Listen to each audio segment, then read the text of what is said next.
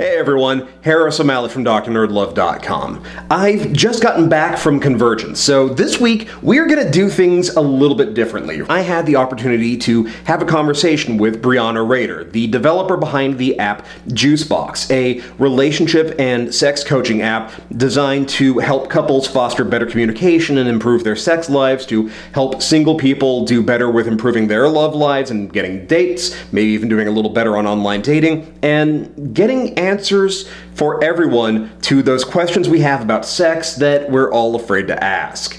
It's an awesome conversation. We talk about a whole lot of subjects, including the state of sexual education in America, what it's like when the state of Tennessee condemns you personally, why so many couples have a hard time communicating their wants and desires with one another, why porn has become the #1 source of sex education in America, and why that's a bad thing, and so much more. Like I said, it's a great conversation, and there's actually a really cool offer for you all at the end, so be sure to watch it through all the way. And so, without further ado, my conversation with Brianna Rader of Juicebox.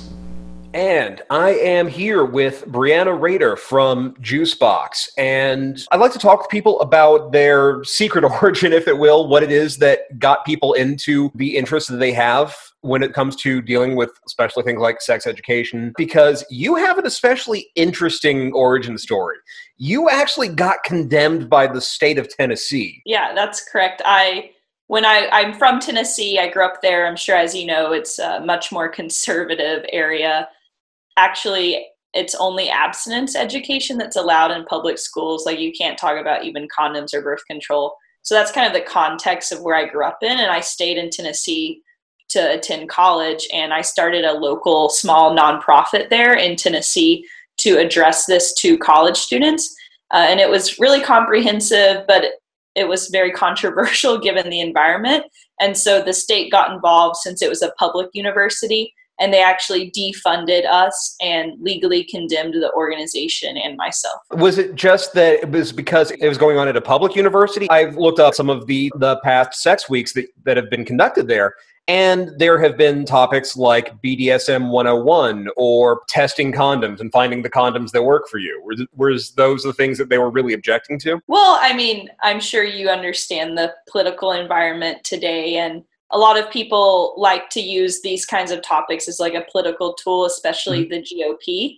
So we're being in a very Republican area, and when we were talking about pleasure or consent or LGBT people or the kind of those more inclusive topics, of course it rubs some people the wrong way. And I think some people are unwilling to actually learn about the event because the events were relatively tame. It's just a speaker on stage talking about like kind of anatomy and how-tos and things like that. And so it wasn't anything at all explicit, but the state was all up in arms. We did have like fun titles, like for marketing purposes. So I think that's maybe what really got under their skin. Yeah, and it seems like a lot of people took issue with that, because when I was doing my research about a lot of this, I came across article after article after article about what kind of smut are they teaching your kids at college these days, and people talking about it as though like, oh, hey, they're not just talking about porn, they're going to be filming porn while they're there. Okay, I looked through the list of programming and I don't say anything about like video releases, but sure, let's go with that. Why not? Yeah, unfortunately, talking about sex and relationships in an honest way is really frowned upon in our society. And it's frowned upon since you're like a child, right? Like with families, with school, with work. And so a lot of what I've been trying to do for years, whether it be what I did in Tennessee or Juicebox, the app I work on now, we're just really trying to get people comfortable talking about sex and intimacy.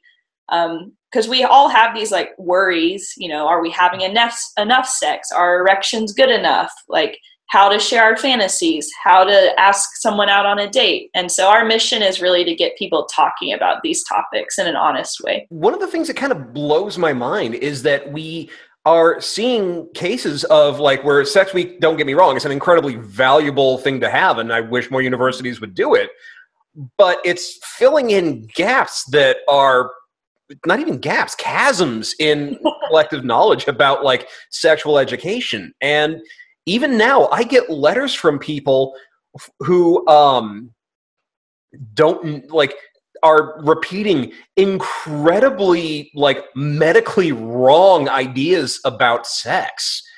It ranges from really like grade school stuff like, how can I tell my girlfriend is a virgin, to people who are just like worried that they're doing something wrong because they're having an experience that they didn't understand. Yeah, totally. And I think some people, they think about sex ed and they think, oh, that's condom on a banana. Like, I've got that covered. I'm good. But really, there should be sex ed for our entire lives. Like, always, even when we're getting older, like post-menopause, these kinds of things, it should go with us our whole lives. And unfortunately, people really stop at the whole condom on a banana thing. And yeah, even it's like we get a plumbing lesson and that's it. Yeah, right. And so we want to help people really explore themselves, understand their desires, and be able to practice and communicate those needs. And how did you get involved with Sex Week? Like, what was your process when you decided to be part of all this and kind of help plan things, help get things going? Yeah, well, again, I think the context of growing up in Tennessee, in a very conservative area where no one talked about sex, and if they did, it was sort of like sign a contract that you'll wait until marriage style. And when I was an adult in college, I realized that still these topics hadn't been addressed, because you don't get it when you're 12, you also don't get it when you're 20. And so I just felt like we needed some sort of programming because the university didn't have anything. And I read about how some more like liberal universities did it in the Northeast. And I thought, why can't we have that there? That is really admirable. Like, I'm really impressed that you and your fellow students really took the initiative to make this happen, and got, that it's still going on today. And it's a really valuable resource. Yeah, I started it 6 years ago, and I ran it for a little over 2 years. And then I moved to San Francisco, got my master's in public health, and realized that these one-off events weren't really a great way to change things at a large scale. And I wasn't really willing to do the public policy route, because that's like a decades plus long battle. Yeah. And so that's where I saw technology as a possible solution. Yeah. And you've actually gone into technology as a method of education, because everybody and their dog has smartphones now. Right. And it's become one of the easiest ways to really reach people where they live, as it were. Right, exactly. I mean, there's a huge benefits. One, we can provide things more affordably. It's anonymous, and it's super accessible because your phones are with you at all times. It's been interesting to watch this change, and how sex ed has, by necessity, moved out of the classroom and into the pocket and onto the internet. And it seems to be, especially a lot of women, sort of leading the charge when it comes to sex ed and tech. And that's true. Yeah, there's a lot of female founders and female CEOs in this space. Yeah, like Heather Corinna with Scarlettine, and Cindy Gallup also, when she started off with Make Love Not Porn, because her mission was all about making sure people understood the difference between porn sex and real sex and how those differed. And now you've had a couple of apps. Like, you had one, as I recall, called Hookup to start with. Well, actually, I've only ever had one product, but it's gone through many iterations. So yeah, the kind of origin story with that is I originally started the app for teens and young adults under the name Hookup. As I kept growing it and learning, and we launched that first product, I realized that actually a lot of adults were using our product. And so that's when we kind of took a step back, went back to the drawing board, redesigned the whole product, and relaunched it this year for adults. And so that's where the adults can get one-on-one, anonymous, and affordable sex and relationship coaching. So what was the process of deciding what goes into this app, what does, and what the way that you wanted to address sex ed? Well, we did a ton of, it was probably almost a year in development, because we did a lot of user research to determine if we were building the right thing. And we just saw people asking more and more complex questions, because we designed app number 1 for questions like, can I be pregnant? Like much more like fact-based questions. Mm-hmm. And now the second product is designed more for, I have erectile issues and I'm not sure if my wife is enjoying sex and how do we talk about this? Like, which is not kind of a one-off Q&A type. It needs a dialogue.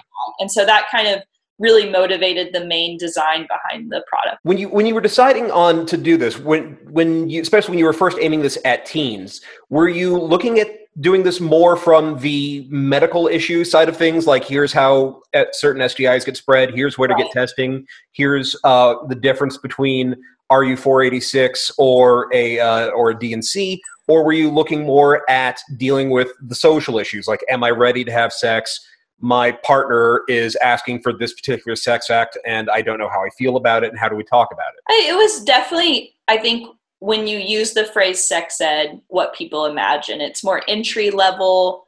It can be social and medical, but basically it was just at a younger audience. So we were only really equipped to address one-off Q&A type responses that usually are more health focused. Mm-hmm. But now we're much more into the emotional and physical realm, not just the sexual health, like STDs, pregnancy prevention. Mm-hmm. And the social questions now we're very, very well equipped to address, because you get this personalized coach that's just for you. And so this kind of evolves, right? Because you might come to the app with one thing in mind, and then it opens up so many more areas to discuss.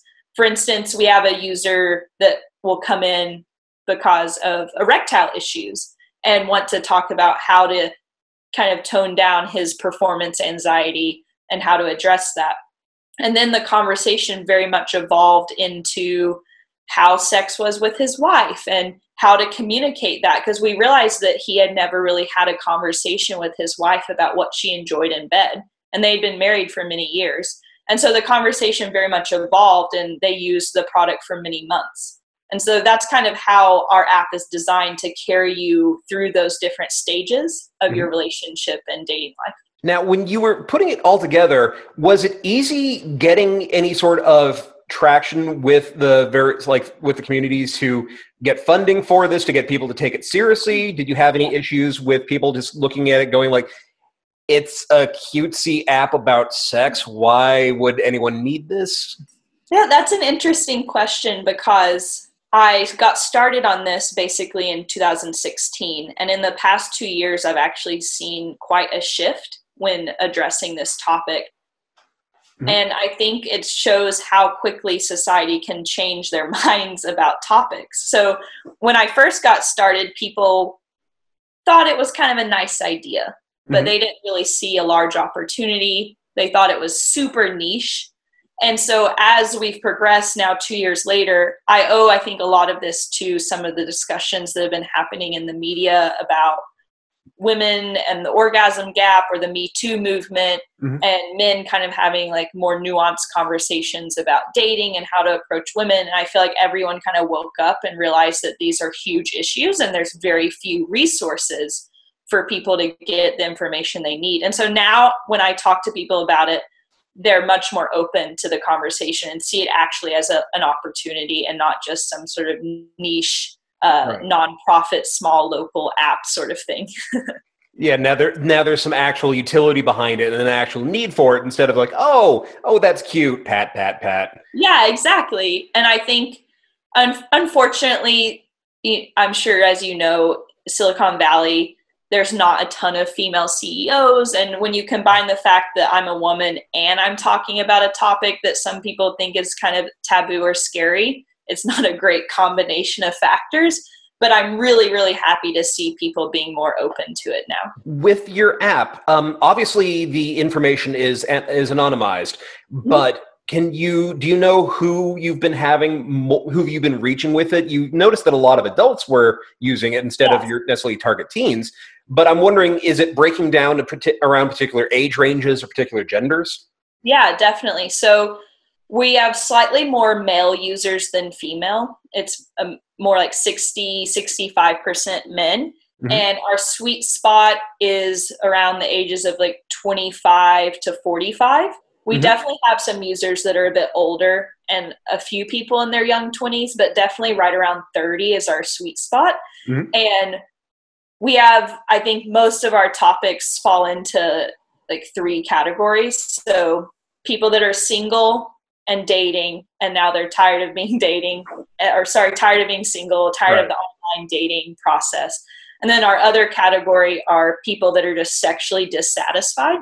And they want to learn maybe more advanced sex techniques, or they want to figure out how to get past maybe a low libido or kind of a rut in their sex lives. And then the third category, which sometimes overlaps with the second one, are people that are in relationships. So married couples, long-term relationships, and they're having problems like communication problems, arguing a lot, maybe not being on the same page about the next stages of life together. And often we'll see someone come in for one reason and then maybe like skip over to the other categories mentioned. Which is interesting because that covers some of the, like, I do some private coaching as well, and that covers a lot of the same issues that I've seen a lot, especially with men in their mid 20s to late 30s, kind of finally being willing to say, all right, I've got no idea what I'm doing. These things have changed a lot, right? In the past decade. I mean, if you think about how our parents dated or how our parents formed their relationships, it usually does not look at all how people in their 20s are forming relationships and dating today. I mean, with the online dating kind of changes the whole dynamic, and it can be hard because it can be shallow.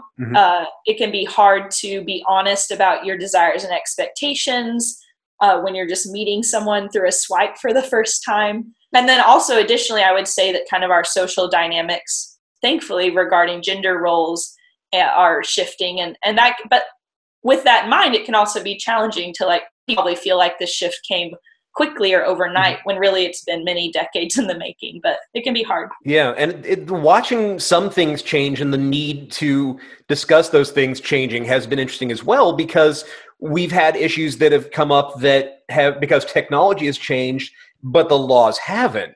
And so now we not only do we need to talk about, all right, here's what STIs are, and here's how you avoid them, and here's how you treat them, but we also have to talk about things like that no one's ever talked about before. Like, all right, here's what the laws are around sexting and why you can be prosecuted for having photos of yourself on your own phone. Yeah, that's true. Like a lot of things have changed. I think what is okay socially maybe hasn't at all been addressed like legally. So yeah, I can see how it's really comforting to just have this coach in your pocket at all times that you can text anonymously many times a day. And what's great is we always promise a response within 24 hours. So you could text like 50 times in one day if you'd like. As you've been doing this and you've been going over things, have you noticed any changes in trends in terms of the questions that people ask? You've got your 3 categories, but have there been any like recurring specific issues, like whether it's been meeting people off of online dating, whether it's been asking for consent or dating in the Me Too era? Yeah, okay, some of the specific issues that come up frequently are erectile issues.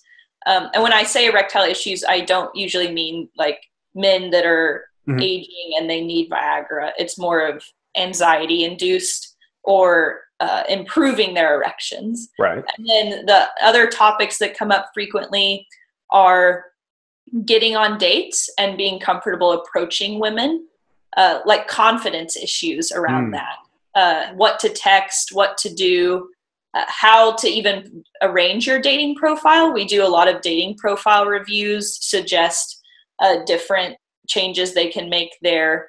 And then other categories are like differing desire levels, like wife or husband wants to have sex more and the other one wants to have it less, and having those conversations, and people feeling bored in the bedroom. Yeah. Like maybe they've been having the same kind of sex for like 9 years and now they're wanting to explore maybe the idea of an open relationship or just like watching porn together. And it's nice to have a place where you can practice these conversations and figure out exactly what to say, because of course it's amazing to read a blog or watch a TV show that addresses these topics, but it's very much different to actually practice and engage because I think only if you start talking about it and practicing it with a coach or with a friend or something like that, then will you feel more comfortable doing it in your real life.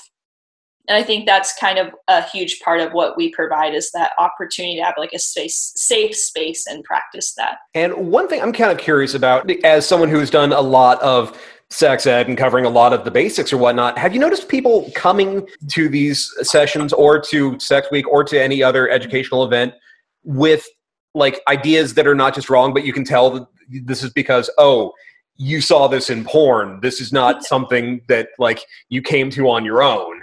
Yeah, that's a good point. We have people that definitely come to us with one mindset. And a lot of what we try to do is kind of shift their thinking, and have a more open mind regarding like what's the correct way or what you should be doing. Because a lot of people feel nervous about whether what they're doing is normal or it's the right way. And a lot of what we do is address that. And, everyone's normal and there's not one way to do something. But yeah, we have to, sometimes we have to tell people it's not okay to just harass women at the gym. That's not like a great way to meet people. There are times where it's just better to just let the moment go or let them come to you. Right. Yeah, exactly. So that, and then the ways to have sex definitely is often motivated by porn. And so really explaining to people that's just for entertainment purposes. There's nothing wrong with porn, but it definitely doesn't always translate. So I was doing the research. At one point you had a section when it was still called Hookup that were for like community stories. So people talking about. Yeah, I would love to. Yeah, we still have that. Okay. So the core feature is this coaching that I've talked about. Right. But we have 3 features. The app's completely free to download. So one is called Snoop, and that's where you can ask questions that are a bit more simple, and our coaches will answer those for free. And we answer the ones that get the most upvotes from the community, and you can go in and see all the other ones that are coming in from other users. And then we also have a forum called Spill, where you can spill your stories about sex, dating, relationships, and kind of reply and upvote others. And that's just a way where I feel like it's nice to see what other people are going through, because sometimes we don't have these kinds of conversations with our friends, especially about things like erectile issues. Usually you don't go to a bar with your buddies and talk about that. So it's nice to have a space that you can do that. And then the other thing we've done is called resources. So these are scripts, exercises, and guides that are pre-written, and they're interactive on different topics. For instance, we have one on difficult conversations where you can put in, it'll lead you through steps and then automatically reorganize them into a script that you could copy and paste into a text or an email to your partner. That is awesome. Or just like practice it before you have that real conversation. Oh, that is very cool. When you're dealing with the section like Spill, how do you separate the people who are obviously writing stuff, or maybe not necessarily obviously writing stuff to get off on, that they're kind of just enjoying having somebody read their story, versus someone who's actually just trying to share something that's happened to them? It is heavily moderated. It's very different from a Twitter approach where they kind of approve everything and ask for forgiveness later. We manually approve everyone's first posts. So it's strictly moderated through a manual process. We don't allow things that put anyone down. We don't allow things that are hookup seeking, spam, people just looking to, it's not a platform to write erotica, but we've really curated a great community of people that are honest and great sharers and very kind to each other. Honestly, we have very little bullying on the platform, which is really, really delightful to see. That was going to be my follow-up question as to whether you found like an automation way that kind of help looks for things, or if you have humans actually going through and making sure everything's on the up and up. Because that's been a real issue, watching people trying to find tech solutions to human interaction. Yeah. At the end of the day, AI hasn't really caught up with what humans can do. So we definitely manually approve, and then we have a flagging feature, and we automatically pull things that are flagged, and then we can choose to put them back up or not. So we approach it from a more conservative outlook. Now that we have adults on the platform, I feel like the amount of abuse has even gone lower than when it was focused on teens. So that's been really great to see. And recently with Alec Minassian and the increased talk about the incel community, have you been seeing any people from those communities on there as well, seeking advice or just kind of looking for an ear, or have they kind of passed you by entirely? You know, that's funny that you mentioned that, because we were doing some advertising on some different platforms, and somehow someone from that community picked us up and started a Reddit thread about us. So they were really criticizing what we were doing and talking about how it was stupid and like really inappropriate comments about our coaches. And I didn't reply. It's a waste of my time. But what's funny though is I feel like a lot of those folks could really benefit from Juicebox. But they did not enter the app. I haven't had any problems with that. And again, the moderating would kind of filter that out. Yeah, so that would help keep them out. They can't necessarily sneak in by hoping to game the system. Right, yeah, exactly. And I feel like sometimes there's criticism around paying for help with this realm. I think it's because society puts a lot of pressure on us that sex is just innate and they're supposed to just be amazing at this, and they're not. And then the media makes them feel like when you're watching movies and TV shows, like everyone else is out there, they all have the secret guide and I don't. And so we try to provide it as affordably as possible because of that. It's only $24 per week, which is very similar to what a copay might be. One of the things that always comes up for me when I'm talking about sex ed and talking about trying to fill in the gaps is finding where people, whether they're coming to me as a coach, whether they're coming to Juicebox or to Sex Week, where they feel that things are lacking and the questions they feel aren't getting asked. And I'm wondering if you have had, like, in your experience, what are some of the questions that people are coming to you that they feel they wish they had learned and haven't gotten yet? Like, one for me that hit me in college was that testicular cancer even existed. Because growing up, I never heard about this. And the only reason why I even found out that it was a thing was because Tom Green had it.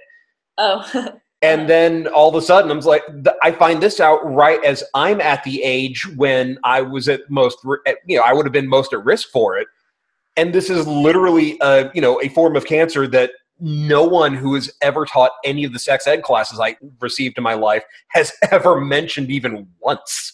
Yeah. I think that some of the things that we tell people that then their eyes kind of are like, I didn't know that, include, I think broadly, the topic of time and like timing. I think obviously when you watch porn and movies, everything happens very, very quickly. And so I think when we really provide those tangible examples about how long foreplay really should be or how long women can take, I think people really are surprised. And I think they wish they would have known that information earlier. For instance, like women or people with vulvas, it can take 40 minutes or more to like reach full engorgement.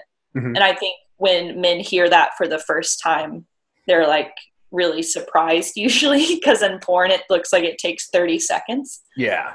So I think that's something that helps people, that they're surprised about. Other issues or topics, I think there's a really lack of education around like tools. And when I say tools, I mean like lube and sex toys. I think some people have it in their minds that you only need those things if there's something wrong with you. But really, everyone should have that toolkit, and it only enhances your sex life. Yeah. And so I think giving basic information about what toys do what, how to buy toys, what lube to use when, I think is something that people wish they would have known earlier in their sex lives. Yeah, I think those are the two things that come to mind first. It's interesting that you mentioned things like tools and lube, because that's one of the things that always fascinates me are the areas where inadvertent sex ed comes in or reveals itself to be necessary. because especially in geek circles, and when you're dealing with people who really like writing things like fanfic, when I've been at conventions, I've seen and have been on panels that have explained things like, all right, we're going to explain how sex works so that the next time you're writing your fanfic, you don't write something that's medically impossible or hideously inappropriate. Things like, no, I'm sorry, blood is not actually good lube. Right, yeah. Right, yeah. Well, it's just one of those areas where you realize how interconnected all of this is and all the ways that like we kind of find these gaps in our education and the need to kind of fill those gaps. Right. I feel like a lot of the stuff we talk about also includes the topic of anal sex. That's especially a topic where timing is important to understand. Yeah. Because, I mean, someone might take 5 minutes to just be able to have the dildo, penis, butt plug, etc., like penetrated in them. Like 5 whole minutes of it just like entering, and that is not at all what you would anticipate when you're reading or watching porn or erotica. Yeah, when you watch porn, you're watching people who are having anal sex, having it like they're having standard vaginal sex. Yeah. And that is not at all how it works outside of porn. Yeah, and those people prepped for hours before it started filming. Like they probably wore a butt plug for like 2 hours before filming. Yeah. Yeah, and you don't see the things, like you don't see the amount of lube that it takes and stopping to reapply. Right.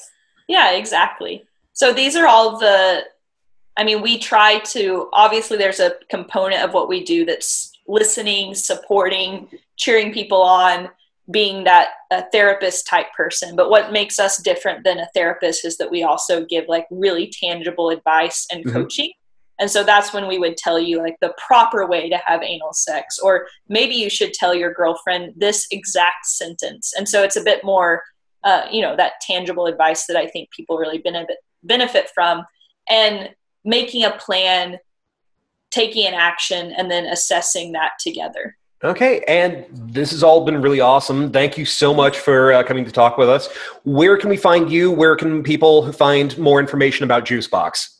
Yeah, so it's Juicebox, one word, in the App Store. I'll give you a link to check that out. We're also Juicebox app on Instagram, and we're actually offering a free 5-day trial for your listeners if they want to enter the code NERD into the payment screen, and they'll actually get 5 days completely free coaching. All right. Well, Brianna Rader, thank you so much for coming on here. I really appreciate talking with you, and good luck with Juicebox. Thank you so much. Hey, thanks for checking out the latest video.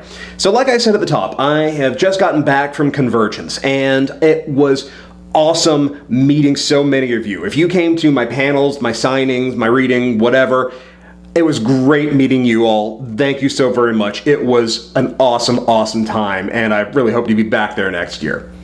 And if you happen to be a fan of podcasts, especially movie podcasts, talking about B movies or just movies that are so good they just have to be fattening, then be sure to check out Junk Food Cinema from Film School Rejects. I am making a guest appearance on there with my friend Brian Salisbury to talk about the 20th anniversary of Blade. It was a really fun time, and just between you and me, you're not going to believe what the junk food pairing was and what we had to do with it. So go check it out. You can find it on iTunes or Stitcher or Blog Talk Radio or any of the other places where you're going to find fine podcasts. Go check it out. It was amazing. Also, I've got some really cool episodes coming up, and I want to hear about what you would like to hear more of. So if you have a short dating question or a topic you'd like to hear about on here, then hit me up. Share that in the comments below or send it to me at doc@drnerdlove.com with "for YouTube" in the subject header. Meanwhile, yes, I'm going to do it again. My pre-orders are up for my new book, I Got Her Number, Now What? People have been getting really excited about this book, and honestly, I'm really excited about it because I am really thrilled with how it turned out. I got the approved copy. It looks awesome. I'm really happy. It's a great product, and it is coming out on July 24th. So be sure to go to Amazon. Links are in the show notes, and get yourself a copy. And hey, while you're there, maybe check out some of my other books. And if you do, be sure to leave me a review on Amazon and Goodreads. It's a huge help. Now, if you've enjoyed this conversation, then hey, you know what to do. Hit that thumbs up. Let me know. Be sure to share it with all your friends. If you're really enjoying the series and the channel, you're finding that it's really helping you, and you'd like to consider supporting it, then consider becoming a patron at patreon.com/drnerdlove. Even $1 is a huge help. And as I'm always saying, I can't do this without my patrons, so thank you all so much for your support. In the meantime, follow me on Twitter at @drnerdlove. Join the Facebook page at facebook.com/drnerdlove. And as always, hit that logo to subscribe, check out my other videos, and I will be back with you next time with more about love, sex, and dating. Later.